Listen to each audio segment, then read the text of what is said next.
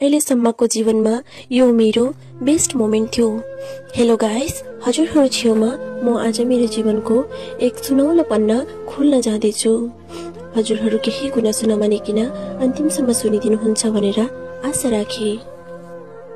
यो पन्ना सुरु हुन्छ 12 मे 2022 को हरियाणा एलसी केम्पमा रहेको एक सानो कमान्डो परिवारबाट। परिवारमा लोग्ने स्वास्नी 2 जना, दुवैलाई डोग धेरै पसन्द थिए, त्यसैले यो दिन एउटा जर्मन शेपर्ड पप्पी लिएर आएकी छे। 40 दिनको पप्पी, साना साना आँखा, साह्रै माया लाग्दो अनुहार। नयाँ परिवारमा आएर होला कोही बेला रुन्छ त कोही बेला डराएर ओछ्यान मुनि पस्छ। 2 दम्पतिले मिलेर मायाले त्यो पप्पीको नाम राखे एलेक्स। एलेक्सको अर्थ हो रक्षक। दिन बित्दै गयो, एलेक्स पनि ठुलो हुन थाल्यो। 2 दम्पतिले एलेक्सलाई आफ्नै नानी जत्तिकै माया गर्थे। एलेक्सले पनि आमा बाबा नै मानिसकेको छ। बिहानै उठेर ब्रस गर्ने अनि बाबासँग दही लिनु जाने अनि आमालाई नै घरको काममा हेल्प गर्ने सबै सिकिसकेको छ एलेक्सले। एलेक्सलाई मन पर्ने भनेको खानामा दही, अन्डा, घुम्नलाई स्कुटी अनि खेल्नमा फुटबल। अनि ड्युटी छुट्टी हुने बेला बाबालाई लिनु नगए त बस्नै नसक्ने एलेक्स। एक दिनको कुरा, बाबा आमाले एलेक्सलाई छोडेर बजार गएको थियो। आएर हेर्दा त एलेक्सले रिसले घरको सामान तोडफोड गरेर राखेको रहेछ। बाबाले एलेक्सलाई डर देखाए। उठ्छ भनेर एलेक्स पनि डराए। तर एलेक्स एकछिन रुँदा आत्तिने बाबा, बिरामी हुँदा राति नभने आधी रातमा पनि हस्पिटल लिएर जाने बाबाले कसरी कुट्थेर एलेक्सलाई। अनि बाबाले आमालाई कराउन थाले। आमालाई कराएको देखेर एलेक्सले अनुहार यस्तो बनाएर बाबालाई कराउन थाले जस्तो कि नकराउ है बाबा, यसमा त आमाको के गल्ती छ र, यो त सबै मेरो दोष हो भनेको जस्तै अनुहार पारे। 2 अप्रिल 2023 एलेक्सको जन्मदिन। बाबा आमाले एलेक्सलाई ल्याउँदै ओनरले सोधेर लिएको थियो कि एलेक्स कहिले जन्मेको हो भनेर। त्यसैले आज हामीले धुमधाम एलेक्सको बर्थडे मनाउँदैछौँ। एलेक्स धेरै खुसी छ र सँगसँगै हामी पनि धेरै खुसी छौँ, किनभने यो दिन ऊ यो संसारमा आएको हो र हामीले त्यसको 40 दिनपछि उसलाई हामीसँग भेटेको हो। आज एलेक्स 1 वर्ष पुरा भएको छ। यसरी नै हाँसी खुसी चलिरहेको जीवनमा खुसी अझै थपेर आउनै पर्यो, किनभने एलेक्सको घरमा चाँडै बेबी आउनेवाला छ। एलेक्स अब दाजु बनिनेवाला छ। एलेक्सको जिम्मेवारी बढ्नेवाला छ। जस्तो सोचेको हामीले त्यस्तै भयो। एलेक्सले बहिनीलाई धेरै माया गर्थ्यो, किनभने एलेक्सको घरमा बहिनी आइसकेको छ। एलेक्सले बहिनीलाई धेरै माया गर्छ। एलेक्सले बहिनीको धेरै केयर गर्छ। बहिनीको छेउबाट कतै नजाने बहिनीलाई हेरचाह गर्ने अनि धेरै माया गर्ने। कसैले बहिनीलाई लिएर गयो भने पनि ऊ सँगसँगै जाने एलेक्स। यसरी नै बित्दै गरेको जीवनमा अलिक दिनपछि बाबाको पनि त्यहाँबाट टर्नओभर पुरा भएर अर्को ठाउँ जाने पर्ने भएछ। बाबाले एलेक्ससँगै पुरै परिवारलाई गाउँ छोड्ने डिसाइड गर्नुभयो। 3 अगस्त 2023 दिल्लीबाट आसामको यात्रा। यत्रो वर्ष बसेको जग्गा छोडेर आउँदा धेरै दुःख लागेको छ। अनि एलेक्सलाई पनि यहाँ सबैले मागिरहेको छ, हामीलाई देऊ भन्दै, किनभने एलेक्स सबैसँग बेलुका ग्राउन्डमा फुटबल खेल्ने गर्थ्यो। अनि एलेक्सको राम्रो स्वभावले गर्दा उसलाई त्यहाँ सबैले माया गर्थे। र साँच्चै भनौँ भने हामीलाई पनि एलेक्सले गर्दा नै धेरैले चिन्छन्। तर आफूले मुटुभन्दा माया गर्ने छोरालाई अरूको हातमा कसरी सौंपेर आउन सक्थे र? त्यसैले हामीले उसलाई हामीसँगै लिएर आएको छौँ। हाम्रो यात्रा सुरु भयो। पुरानो जग्गा छोडेर आउँदा दुखी पनि थियौँ र गाउँमा आफ्नो परिवार भेट्न पाउने खुसी पनि थियौँ। गाउँ आइपुगेपछि एलेक्सले कहिल्यै नदेखेर होला कुखुरासँग पनि खेल्ने, बाख्रासँग पनि खेल्ने गर्थ्यो।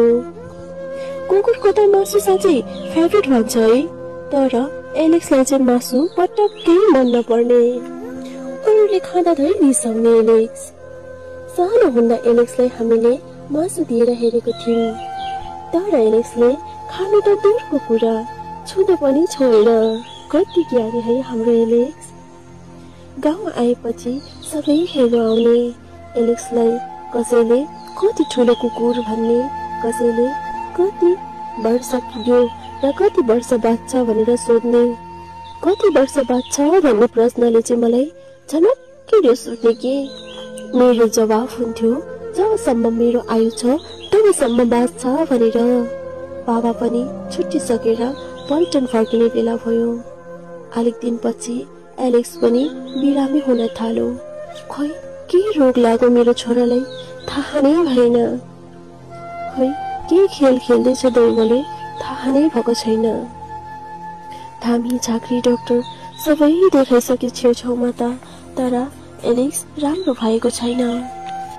फेरि हाम्रो समाजको सोच, कोही भन्ने कुकुरमाथि यत्रो खर्च किन हो, कोही भन्ने बाँच्दैन यो खर्च नगर्न हो के साह्रो गरेको हो, कोही भन्ने गुणमुच सोरी राख्छस् मार्दे यसलाई, के हुन्छ त कुकुर नाथे त हो, मरेपछि छाक बार्न परेको छैन। कस्तो मन है, कस्तो मन भएको मान्छेहरू।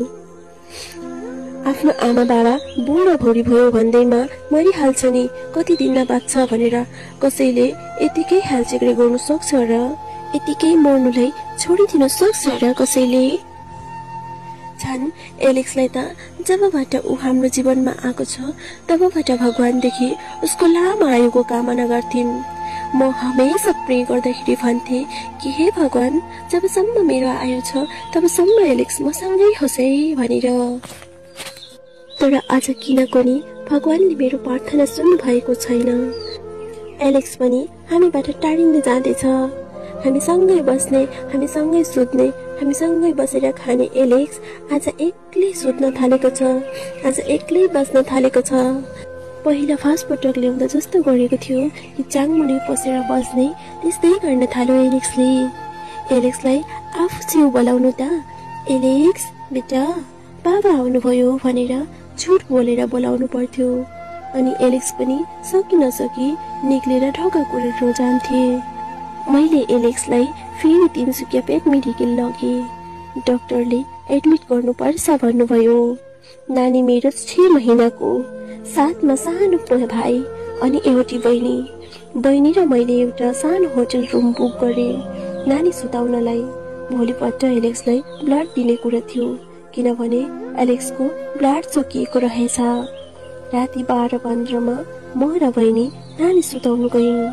एलेक्स र भाइ मेडिकलमै छोडेर गयौँ।